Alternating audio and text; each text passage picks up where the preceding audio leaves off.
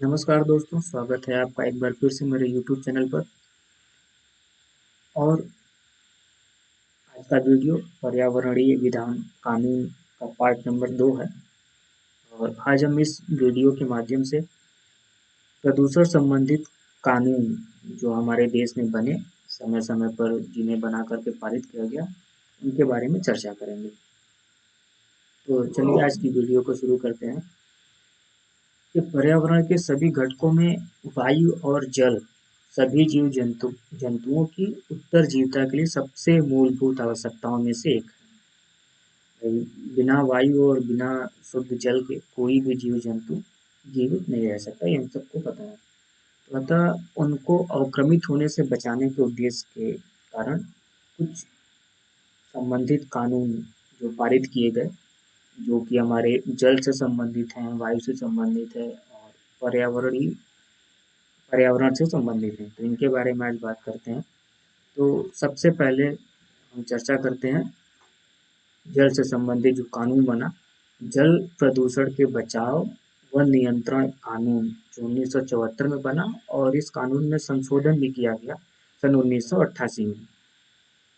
तो ये जो कानून था या एक्ट था, इसका मुख्य उद्देश्य था कि जल प्रदूषण से बचाव व उसका नियंत्रण करना, जल को प्रदूषण से बचाना और उसका नियंत्रण करना तथा पानी की स्वच्छता को कायम या संचित रखना, चाहे वह झरनों में हो, कुओं में या फिर भूमि में हो। इस कानून की जो मुख्य विशेषताएं हैं वह थी कि यह कानून राज्य प्रदूषण नियंत्रण बोर्ड को नियंत्रण का अधिकार सौंपता है तथा यह बोर्ड फैक्ट्रियों द्वारा पानी में छोड़े गए प्रदूषित पदार्थों की मात्रा को सही मापदंड स्थापित करके नियंत्रित करता है। एक केंद्रीय प्रदूषण नियंत्रण बोर्ड यही कार्य केंद्र शासित प्रदेशों के लिए करता है। वह विभिन्न राजकीय बोर्डों के लिए न केवल नीतियां बनाता है बल्कि उनके विभिन्न प्रकार के कार्यकलापों में सहयोग भी करता है। अब जैसे हमने आपको बताया था पार्ट 1 में कि जो कानून होता है वो खुद काम नहीं करता है, वो किसी न किसी संस्था को जो है अधिकार देता है काम करने के लिए। तो ये जो कानून है तो ये भी राज्य प्रदूषण नियंत्रण बोर्ड को कुछ अधिकार देता है और वो अधिकार जो देता है वो ये है कि जो फैक्ट्रियां हैं उनके द्वारा जो प्रदूषित जल छोड़े जाते हैं तो उनमें जो प्रदूषण है, जो भी प्रदूषित पदार्थ है उसकी क्या मात्रा होगी, तो उसका मापदंड तय करने का काम इसका होता था, राज्य प्रदूषण नियंत्रण बोर्ड का। और इसी के साथ-साथ एक केंद्रीय प्रदूषण नियंत्रण बोर्ड भी बनाया गया जो यही काम केंद्र शासित प्रदेशों के लिए करता था। और साथ ही साथ जो ये राजकीय बोर्ड थे, इनके लिए नीतियाँ नहीं बनाता था बल्कि इनकी जो भी क्रियाकलाप, जो भी कार्य होते थे, उस सब में इनका सहयोग भी करता था।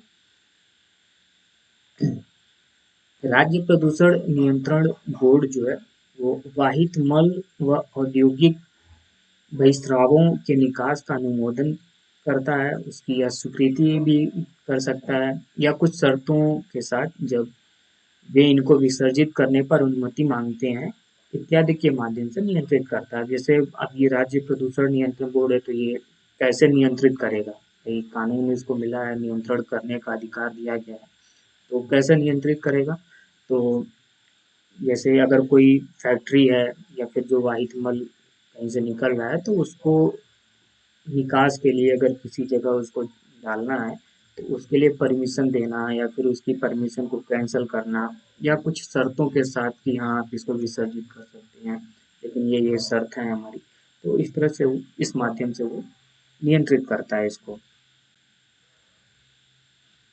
यह कानून बोर्ड को अनुमति देता है कि वह कुछ कार्यों द्वारा इस कानून के अनुरूप चले, जैसे परीक्षण के लिए आए कार्य को सम्मिलित करके, उपकरणों का परीक्षण करके व किसी भी कुएं, झरने, नाले से पानी का नमूना लेकर उसका विश्लेषण करने के माध्यम से। अब ये कानून एक और अनुमति दे रहा है कि जो इनके कार्य हैं तो कुछ कार्य कानून के अनुरूप होना चाहिए। जो कानून कहता है कि भाई बोर्ड आपको भी कुछ काम करने हैं, तो वो करने हैं कि जैसे कोई परीक्षण के लिए है, कोई आया हुआ है सैंपल, तो आप उसको लेकर के उसकी जांच करिए।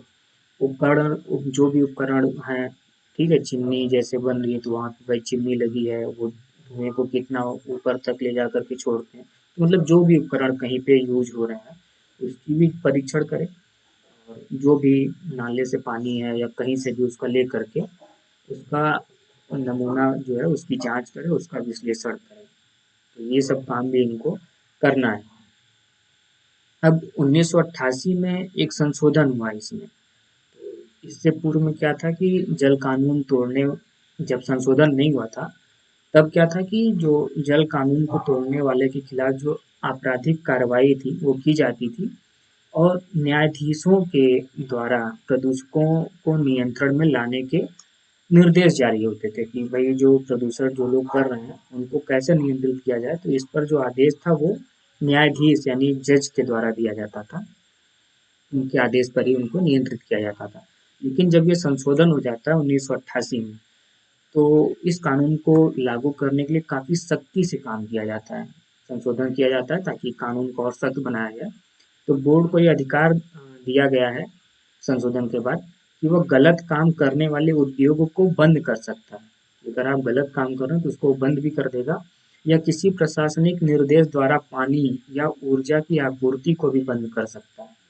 और वो प्रशासनिक आदेश निर्देश दे करके कि भाई ये जो फैक्ट्री है यहाँ ये तुम्हारी बात नहीं मान रही, प्रदूषण कर रहा है, लगातार करते जा रहा है, आप इसका पानी और जो बिजली है वो कट कर दो। तो वो भी तक इसको अधिकार संशोधन के बाद दिया गया। इसके अलावा इस बोर्ड द्वारा संचालित कार्रवाई को बहुत मुश्किल बना दिया गया कि अगर बोर्ड जाकर के कार्रवाई करता है तो काफ़ी जटिल हो जाता है और लोग कार्रवाई से थोड़ा बचना चाहते हैं। और एक चीज़ और इसमें जो जुड़ी वो ये थी कि आम नागरिक को भी प्रदूषण के खिलाफ कानूनी मामले दर्ज करने की अनुमति दी गई। तो इसमें एक चीज़ और मिली कि आपके घर के आसपास कोई कोई फैक्ट्री है या कहीं कोई प्रदूषण कर रहा है तो आप उसके खिलाफ भी कानूनी मामले दर्ज कर सकते हो। तो ये एक बहुत बड़ा चेंज आया 1988 में। इसी से जुड़ा हुआ जल से जुड़ा हुआ एक जल प्रदूषण का बचाव व नियंत्रण सेस यानी कि कर कानून 1977 में आया। अब जल सेस कानून को केंद्रीय व राज्य प्रदूषण बोर्डों ने मिलकर खर्च के लिए पैसा प्राप्त करने के उद्देश्य से पारित किया था। क्योंकि बोर्ड का गठन तो हो गया था, अब राज्य प्रदूषण बोर्ड भी था, केंद्रीय प्रदूषण बोर्ड भी था, बोर्ड को काम भी करना था, काम करने में पैसे भी खर्च होते, तो अब वो पैसे आए कैसे? तो उसने पैसों को प्राप्त करने के लिए जो खर्च हो रहे थे तो उन खर्च को मैनेज करने के लिए ही जो उसी ऑब्जेक्टिव से इसको पारित किया गया। जल प्रदूषण का बचाव व नियंत्रण सेस कानून 1977। यह कानून प्रदूषण नियंत्रण नियंत्रण के लिए आर्थिक स्तर का प्रेरक है और इसके तहत स्थानीय अधिकारियों व कुछ चुने हुए उद्योगों को पानी के लिए सेस देना पड़ता है। आजकल आप देखते होंगे कि जो लोग कॉलोनी में रहते हैं तो उन्हें वाटर टैक्स के रूप में भी कुछ चार्ज देना पड़ता है। तो उसी तरह से ये जो स्थानीय अधिकारी होते थे या फिर जो कुछ उद्योग होते थे उनको पानी के लिए टैक्स देना पड़ा। इस कर से प्राप्त जो आय होती थी उसको जल कानून के लागूकरण के लिए प्रयोग किया जाता था। क्योंकि हमने बताया था कानून बनना इम्पोर्टेंट नहीं, कानून का लागूकरण होना भी उतना ही ज़रूरी है। तो उसके लागूकरण में ये जो आय से प्राप्त होती थी, जो कर से पैसा मिलता था, उसका प्रयोग किया जाता था। एकत्रण के व्यय को काटने के पश्चात केंद्रीय सरकार, केंद्रीय बोर्ड व राज्यों को जितना ज़रूरी है उतना पैसा दे देती है। अब एकत्रण हुआ है तो उस एकत्रण में पैसे को एकत्रण करने में भी कुछ खर्च हुए तो उसको भी व्यय उसका भी जो व्यय है उसको कट करने के बाद जो केंद्रीय सरकार है वो दोनों बोर्डों को जितना उनको आवश्यकता रहता था उस हिसाब से पैसे दे देते थे। प्रदूषण के नियंत्रण में पूंजी निवेश को प्रोत्साहित करने के लिए यह कानून प्रदूषण फैलाने वाले को कर की मात्रा पर 70% की छूट देती है। अब प्रदूषण को नियंत्रण करना है तो ऐसे हम एक चीज़ ये भी कर सकते हैं ना, जैसे आपको कहा जाए कि भाई हेलमेट लगा कर चलिए, आप हेलमेट नहीं लेकर के चल रहे हैं तो हमने कहा कि चलो भाई ठीक है हम आपका चालान नहीं काट रहा है, लेकिन आप 250-300 रुपये कुछ दे करके आप यहीं से हेलमेट 70% की छूट पे 30% की छूट पे लेकर के जाइए, तो लोग खरीद लेंगे चालान कटवाने की जगह, क्योंकि चालान उनको महंगा पड़ जाएगा। तो उसी तरह से कुछ इसमें भी प्रदूषण को नियंत्रण करने के लिए पूंजी निवेश को प्रोत्साहित किया गया कि भाई जैसे लोग फैक्ट्रियों से पानी तो निकालते थे, लेकिन उसके लिए कुछ ऐसा सेटअप नहीं लगाते थे कि उस पानी को पहले थोड़ा-सा साफ कर दें, उसमें से जो पॉल्यूटेंट्स है उसको निकाल दें और तब गटरों को बाहर करें। तो इसी के लिए थोड़ा-सा इसमें लाया गया इस प्रावधान को कि यह कानून प्रदूषण फैलाने वाले को कर की मात्रा पर 70% की छूट देता था। वो छूट कैसे देता था?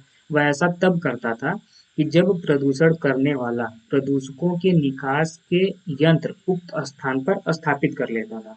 कहा जाता था भई उसमें कॉस्ट लगेगा यंत्र को स्थापित करने में, तो लोग यंत्र स्थापित नहीं करते थे जो उसमें से प्रदूषकों को बाहर निकाले, क्योंकि उसमें खर्चा लगता। तो वो वही चीज़ इनको प्रोत्साहित करता था कि ठीक है भाई, हम आपसे जो है 100 रुपये अगर आपका चार्ज है, हम 100 रुपये नहीं लेंगे, हम आपको उसमें 70% की छूट दे रहे हैं। लेकिन आपको क्या करना होगा कि आपको जहाँ पर आप अपना प्रदूषित जल बाहर निकाल रहे हो, वहाँ पर आपको एक प्रदूषक के निकास के लिए यंत्र उस स्थान पर लगाना होगा। तो अगर आप लगाओगे तो हम आपसे 70% आपको टैक्स में छूट दे देंगे। ठीक है? तो आगे चलते हैं। अब इसी तरह से वायु के संबंध में भी कुछ कानून बने। तो वायु प्रदूषण का बचाव व नियंत्रण कानून ये 1981 में आता है और इसमें भी संशोधन होता है 1987 में। देखिए उसमें जल वाले में 1988 में संशोधन हुआ और यहाँ पे 1987 में हो रहा है। इसका भी लॉजिक बताएंगे ऐसा क्यों हो रहा है। 87-88 के आसपास संशोधन। तो जून 1972 में स्टॉकहोम में एक संयुक्त राष्ट्र के मानवीय पर्यावरण का सम्मेलन हुआ था। आपको ये हमने बताया था पहले वीडियो में। तो इसमें जो निर्णय लिए गए थे उनको लागू करने के लिए संसद ने सर्वव्यापी वायु कानून लागू किया। अब इस कानून के जो मुख्य उद्देश्य थे वो ये थे कि वायु की गुणवत्ता में सुधार व देश में वायु प्रदूषण के बचाव व उसका नियंत्रण एवं कम करना है कि भाई जो वायु है उसकी गुणवत्ता में सुधार किया जाए, जो वायु प्रदूषण है उससे बचा जाए, उसको थोड़ा सा नियंत्रित किया जाए और वायु प्रदूषण को कम किया जाए। तो इस कानून के जो कुछ विशेषताएं हैं वो ये हैं कि वायु कानून का जो ढांचा था, क्योंकि वायु जो जल कानून था 1974 में बना था, तो उसी से कुछ मिल ये 1977 में बना, तो उसी से मिलता जुलता इसका ढांचा था। पर्यावरणीय समस्याओं के लिए एक समाग्रित रवैया अपनाने के लिए वायु कानून व जल कानून के अधीन स्थापित किए गए केंद्रीय और राजकीय बोर्डों के अधिकारों को विस्तृत कर दिया। इसमें अब वायु प्रदूषण नियंत्रण भी शामिल होने लगा। अब जो वो प्रदूषण राज्य प्रदूषण नियंत्रण बोर्ड और केंद्रीय प्रदूषण नियंत्रण बोर्ड बना था, तो पहले तो जल के लिए काम करता था, लेकिन अब इसका दायरा और बढ़ गया। अब ये वायु जो प्रदूषण थे उसके नियंत्रण के लिए भी ये काम करने लगा। अब कुछ जिले ऐसे थे कि जहाँ पे जल प्रदूषण बोर्ड नहीं थे, तो जहाँ-जहाँ जल प्रदूषण बोर्ड नहीं थे, वहाँ-वहाँ पर उन राज्यों के लिए वायु प्रदूषण बोर्ड की स्थापना को अनिवार्य कर दिया गया और यही बोर्ड मिलकर के काम देखने लगे। अब आगे चलें तो वायु कानून के अंतर्गत वायु प्रदूषण नियंत्रण क्षेत्रों के अधीन कार्य करती सब उद्योगों के लिए राजकीय बोर्डों से अनुमति लेना आवश्यक हो गया। अब ऐसे क्षेत्र जो वायु प्रदूषण नियंत्रण के क्षेत्र में डिसाइड किया जाता था कि भाई ये यहाँ पर वायु प्रदूषण को नियंत्रित करना बहुत जरूरी हो गया इस क्षेत्र में। तो उन क्षेत्रों के अधीन जो भी उद्योग लगते थे उनको काम करने के लिए जो राजकीय बोर्ड बनाए गए थे उनसे अनुमति लेना, परमिशन लेना कंपलसरी हो गया। आसपास के पर्यावरण की वायु की गुणवत्ता को नोट करने के पश्चात और केंद्रीय बोर्ड से सलाह करने के बाद राज्यों को यह अधिकार दिया गया है कि वे उद्योगों व वाहनों के लिए प्रदूषित वायु का मापदंड सामने लाएं। इसमें यह कहा गया कि भाई आसपास के जो पर्यावरण की वायु है उनकी गुणवत्ता का अध्ययन करिए और फिर केंद्रीय बोर्ड के साथ बैठ करके सलाह करिए और वायु प्रदूषित वायु के लिए एक मापदंड तय करिए कि भाई इससे ज़्यादा होगा तो फिर हम आपको उद्योग नहीं चलाने देंगे या वाहन नहीं चलाने देंगे। कानून बनाने वालों ने बोर्ड को जिन बातों पर कार्य करने के लिए अधिकृत किया था, वे कार्य हैं। अब बोर्ड इन चीज़ों पे काम करेगा। तो परीक्षण के लिए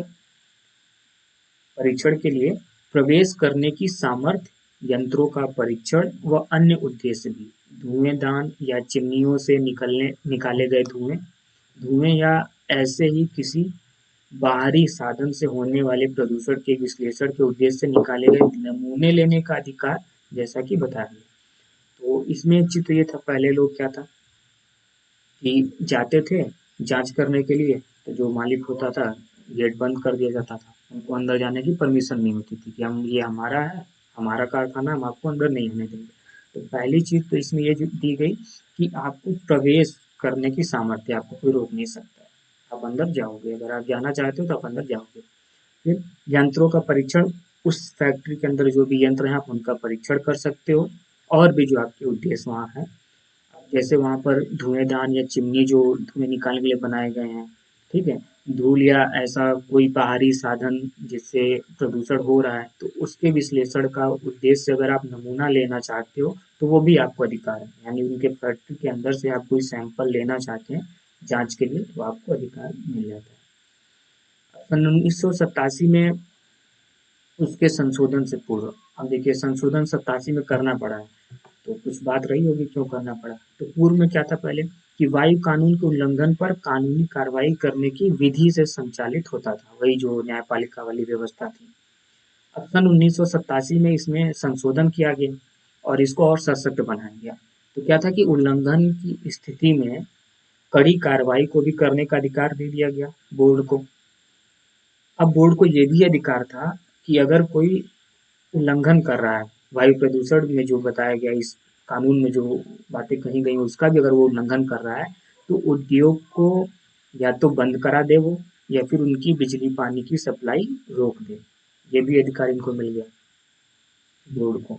अब बोर्ड को यह अधिकार भी है कि वे न्यायालय से आवेदन करें कि वह अधिकृत सीमाओं को पार करते प्रदूषण पर रोक लगा दे, कि वो न्यायालय से कहे कि अब ये जो सीमाएं बनाई गई हैं, अब प्रदूषण इससे ज़्यादा हो रहा है, अब आप पूरी तरह से यहाँ पर रोक लगा दीजिए, ये आखिरी सीमा है, अब इससे ज़्यादा प्रदूषण हम नहीं सह सकते, हमें नहीं चाहते कि इससे ज़्यादा प्रदूषण हो, आप रोक लगाइए इस पर। विशेषकर सन 1987 के संशोधन ने वायु कानून में न केवल एक नागरिक के मुकदमे दायर करने की कार्रवाई को भी शामिल कर लिया, बल्कि इस कानून में ध्वनि प्रदूषण को भी शामिल कर उसको विस्तृत रूप दे दिया गया। फैक्ट्रियों से देखिए ध्वनि प्रदूषण भी होता था, तो ये उसका पार्ट नहीं था, लेकिन 87 में जब संशोधन हुआ तो देखिए बोर्ड को ताकत मिलती है, उसको और पावर मिलती है, और नागरिक को भी ये पावर मिलती है कि वो मुकदमे दायर कर दे किसी फैक्ट्री, किसी उद्योग के खिलाफ, ठीक है, और इसमें ध्वनि प्रदूषण को भी शामिल कर लिया जाता है।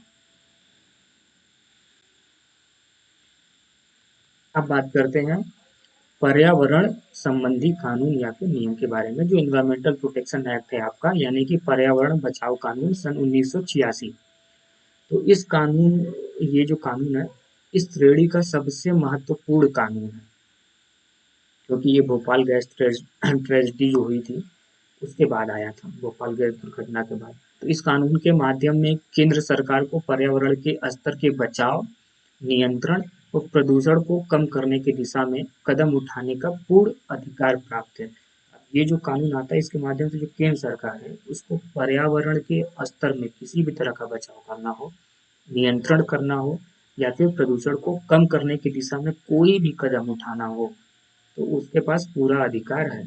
और जो इसकी विशेषताएं हैं आगे उसकी बात करें अगर, तो भोपाल गैस दुर्घटना के पश्चात भारत सरकार ने सन 1986 में, देखिए भोपाल गैस दुर्घटना 1984 में हो जाती है, इसीलिए सारे संशोधन जो आपके हैं, वो चाहे संशोधन 1988 में रहे हो जल का, फिर चाहे वो 1987 में रहा हो आपका वायु का, और फिर चाहे 1986 में इस कानून का आना, ये सब इसीलिए है क्योंकि इतना कानून होने के बाद भी भोपाल गैस दुर्घटना जैसी घटना, बड़ी घटना हो जाती है। तो भारत सरकार ने सन 1986 में पर्यावरण बचाओ कानून को पारित किया, क्योंकि वो दुर्घटना हो गई थी, तो अब एक कड़े कानून की आवश्यकता थी। इस कानून का जो मुख्य उद्देश्य था वो सन 1972 में संयुक्त राष्ट्र मानवीय पर्यावरण के सम्मेलन में लिए गए निर्णयों को लागू करना था। यहाँ तक कि वे मानवीय पर्यावरण के संरक्षण व सुधारों तथा अन्य लोगों, जीव जंतुओं, पौधों और संपत्ति के संकटदायी परिस्थितियों के बचाव से संबंध है। मतलब इस कानून में क्या है, वहाँ पे मानवीय पर्यावरण के लिए भी सम्मेलन हुआ था, तो इसमें कहा गया कि पर्यावरण के संरक्षण व सुधार तो है ही है, प्लस साथ ही साथ जो अन्य लोग हैं या फिर जीव जंतु हैं, पौधे हैं या संपत्ति हैं, इन कोई भी अगर संकटदायी परिस्थिति में है तो उसके बचाव के लिए ये कानून हम बना रहे हैं। यह कानून उन सभी नियमों की एक प्रकार की छतरी है जिनके तहत केंद्रीय व राजकीय अधिकारों के कार्यों में तालमेल होने पाए, जैसे वायु कानून एक्ट व जल कानून। यानी कि राज्य बोर्ड है, केंद्रीय बोर्ड है, सब मिल करके काम कर रहे हैं, राज्य कानून बना रहा है, स्टेट कानून बना रहा है, तो ये एक तरह से उनकी छतरी का काम है कि सब मिल करके काम कर पाए, इसलिए ये कानून आता है। इस कानून में मुख्य रूप से पर्यावरण पर जोर दिया गया है, जिसकी परिभाषा में न सिर्फ पानी, वायु, भूमि सम्मिलित है, बल्कि हवा, पानी, भूमि, मनुष्यों, अन्य जीव जंतुओं, पौधों, जीवाणुओं व प्रकृति संपत्ति में आपस में संबंध भी शामिल है, कि अगर संबंध बिगड़ रहे हैं तो भी जो है पर्यावरण को नुकसान हो रहा है, ये माना जाएगा। पर्यावरणीय प्रदूषण की परिभाषा भी कुछ दी गई है इस कानून के अंतर्गत। कहा गया कि यह किसी भी ठोस, द्रव्य अथवा गैसीय तत्व या प्रदूषक का ऐसी मात्रा में विद्यमान होना है जो कि पर्यावरण को हानि पहुंचा सकता है। तो चाहे वो ठोस में हो या फिर द्रव्य में, गैसीय फॉर्म में हो, गैसियस फॉर्म में हो, अगर वो प्रदूषक है और वो इतना है कि वो पर्यावरण को नुकसान पहुंचा सकता है, तो पर्यावरणीय प्रदूषण में आएगा। खतरनाक या संकटदायी तत्वों की श्रेणी में कोई भी ऐसा तत्व या फिर ऐसी कोई खतरनाक चीज शामिल है जो कि मानव जाति को, अन्य जीव जंतुओं, पौधों, जीवाणुओं, संपत्ति इत्यादि को नुकसान पहुंचा सकते हैं। अब खतरनाक या संकटदायी तत्व किसको कहा जाएगा? तो जो भी चीज अगर खतरनाक है, जो मानव जाति को, अन्य जीव जंतुओं को, पौधों को, जीवाणुओं को, संपत्ति इत्यादि किसी को भी अगर नुकसान पहुंचा रहा है तो खतरनाक या फिर संकटदायी तत्व है। अब ये जो इन्वायरमेंटल प्रोटेक्शन एक्ट 1986 आया, इसके जो कुछ प्रावधान है वो क्या है कि इस कानून के सेक्शन 3(1) में केंद्र को उन सब कार्यों को करने के लिए सक्षम करना है जो न केवल पर्यावरण के संरक्षण में आवश्यक एवं सहायक हों, बल्कि पर्यावरण के प्रदूषण के नियंत्रण, गुणवत्ता, बचाव एवं कम करने में भी सहायक हो। कुछ भी कर सकता है केंद्र, अगर वो पर्यावरण के प्रदूषण को नियंत्रण करने के लिए कर रहा है, उसकी गुणवत्ता के लिए कर रहा है, बचाव या फिर उसको कम करने के लिए जो भी कुछ कर रहा है, अगर वो सहायक है कि पर्यावरण प्रदूषण को इससे कम होगा, तो वो कुछ भी कर सकता है केंद्र। विशेष रूप से केंद्र सरकार को निम्नलिखित बातों के लिए जिम्मेदारी दी गई है, जैसे कि पर्यावरण की गुणवत्ता यानी परिवेशी स्तर जिसमें रहा जा सके, के साथ साथ नए राष्ट्रीय मापदंडों को स्थापित करना, प्रदूषकों के नियंत्रण के मापदंड स्थापित करना, औद्योगिक स्थलों का नियंत्रित संचालन या संकटदायी या खतरा पैदा करने वाले पदार्थों के नियंत्रण की विविधा विधियां, जो भी है नियंत्रण की विधियां, कैसे उनको नियंत्रित करें, दुर्घटनाओं से बचाव की विधियां तथा पर्यावरणीय प्रदूषण से संबंधित जानकारी का संकलन करना है। यानी इसमें जो इसको जिम्मेदारी दी गई है कि भाई एक तो आपको पर्यावरण की गुणवत्ता को मेंटेन करके रखना है, नए नए राष्ट्रीय मापदंड जो भी हैं आवश्यक हैं वो बनाना है आपको समय समय पर, प्रदूषकों के नियंत्रण के लिए मापदंड आपको स्थापित करना है कि भाई अगर आपको ईंट की भट्ठी लगाना, ईंट की फैक्ट्री लगानी हो जहाँ पर ईंट बनता है, तो वहाँ पर आप चिमनी की क्या हाइट रखेंगे या कितना जो है ईंट आप बना सकते हैं, या आप गाड़ी से चल रहे हैं तो आपको कौन सा पेट्रोल, डीजल या सीएनजी क्या यूज़ करना है, जो कुछ औद्योगिक स्थलों का भी नियंत्रित संचालन होना चाहिए। ये नहीं कि उस पे भी आपका कंट्रोल होना चाहिए, जो औद्योगिक क्षेत्र होते हैं। संकटदायी या खतरा पैदा करने वाले जो पदार्थ हैं उन पर भी आप नियंत्रण करिए, कोई केमिकल है जिसकी वजह से नुकसान हो रहा है तो, या पर्यावरण को या फिर मानव जाति को, और दुर्घटना से बचाव की जो विधियां हैं और जिससे भी पर्यावरणीय प्रदूषण से संबंधित कोई भी जानकारी है तो सबका जो है आप संकलन उनको इकट्ठा करिए। ये केंद्र की जिम्मेदारी है, इसको पावर दी गई है। इस कानून की सहायता से केंद्रीय सरकार ने स्वयं को निम्नलिखित अधिकार दे दिए। अब इस कानून से केंद्र सरकार खुद को अधिकार दे रही है, वो क्या दे रही है कि राज्य द्वारा कार्यों का तालमेल, राष्ट्रव्यापी कार्यक्रमों का नियोजन व लागूकरण, पर्यावरण स्तर के मापदंडों की स्थापना, विशेषकर वे जो पर्यावरण के प्रदूषकों को नियंत्रित करते हैं, उद्योगों के स्थलों पर आवश्यकता अनुसार पाबंदी लगाना एवं अन्य इत्यादि। इसी तरह से इन अधिकारों में और भी चीजें शामिल हैं, जैसे कि संकटदायी पदार्थों का निपटारा, पर्यावरणीय दुर्घटनाओं से बचाव, प्रदूषण नियंत्रित करने वाली वस्तुओं का निरीक्षण, अनुसंधान करना, अनुसंधान घरों की स्थापना करना, रिसर्च सेंटर्स की, प्रयोगशाला की व्यवस्था करना, जानकारी का वितरण भी करना, जो जानकारी मिल रही है उसको आप सबके साथ साझा भी करिए, इत्यादि शामिल है।